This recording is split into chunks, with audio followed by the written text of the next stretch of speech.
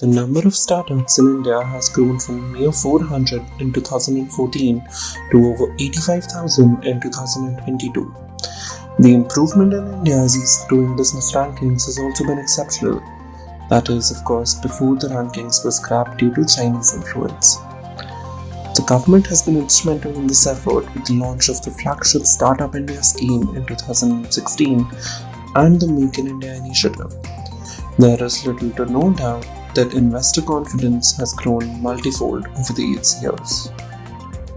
The Startup India initiative is not merely a funding system for startups in India, but it is a multifaceted, layered scheme that tries making the entire startup ecosystem easier to navigate.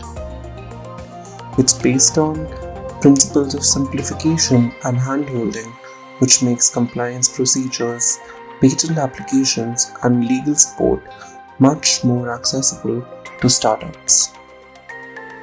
Funding and incentives, exemptions on income tax, and capital gains tax for eligible startups, a fund of funds to infuse more capital into the startup ecosystem, and a credit guarantee scheme all form a part of the funding and incentives umbrella.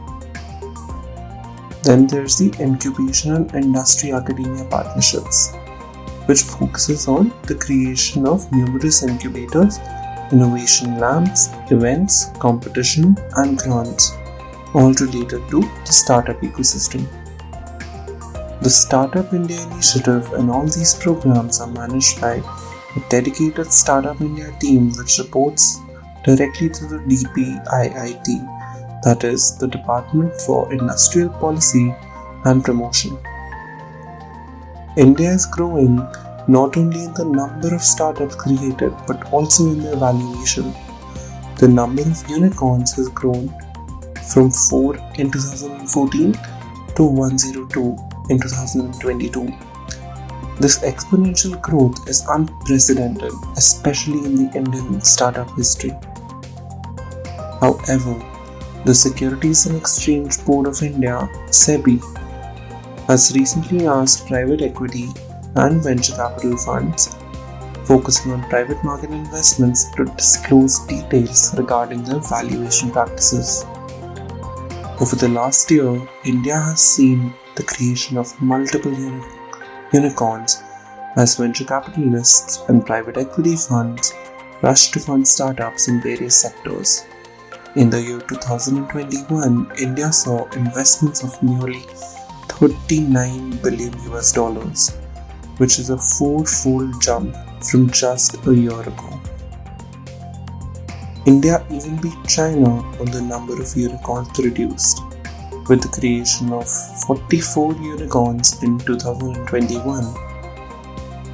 In India, China could only create 42 unicorns in the same year. Nevertheless, the total amount of funding to China was larger than the funds raised by Indian startups.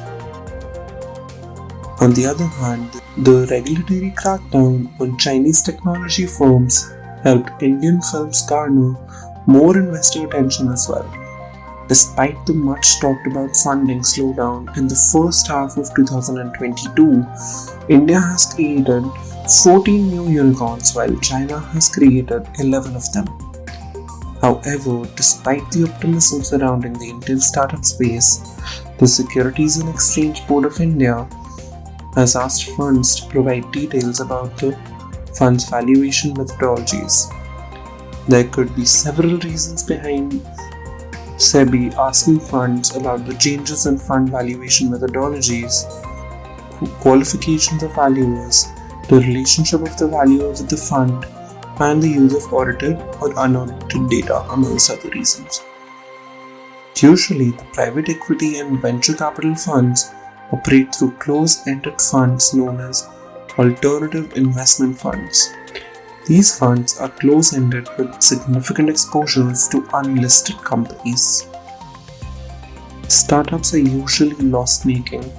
They have volatile earnings, unproven business models, and have several other characteristics that make them difficult to value. Unlike mature businesses that have been operating for years, Valuation measures such as earnings ratio, discounted cash flow, or operating earnings multiple cannot be applied easily. As a result, valuation methodologies for startups vary significantly and require relatively more guesswork than valuing mature companies. Inflated valuations mislead investors about the manager's expertise, and investors might not have an accurate idea of the fund's actual performance. However, apart from a management fee, a fund manager only makes money from an investor after a sale of the stakes held by the fund. Once a manager generates returns above a certain threshold, they are entitled to percentage of the investor's returns. Further, the recent events in the market, including Zomato's IPO story, might have triggered this move by SEBI. Most initial public offerings for technology companies took place at frothy valuations and ultimately resulted in steep losses for public market investors. Aggressive accounting allows companies to make their financial condition look better than it is in reality. Sometimes management is forced to continually modify financials in order to sustain the company's valuations. In recent months, several startups have come under the radar for tax evasion, kickbacks, shell company payments, inflated revenues, and other issues after auditors flagged these issues. Under the Startup India scheme, a fund of funds for startups has been set up.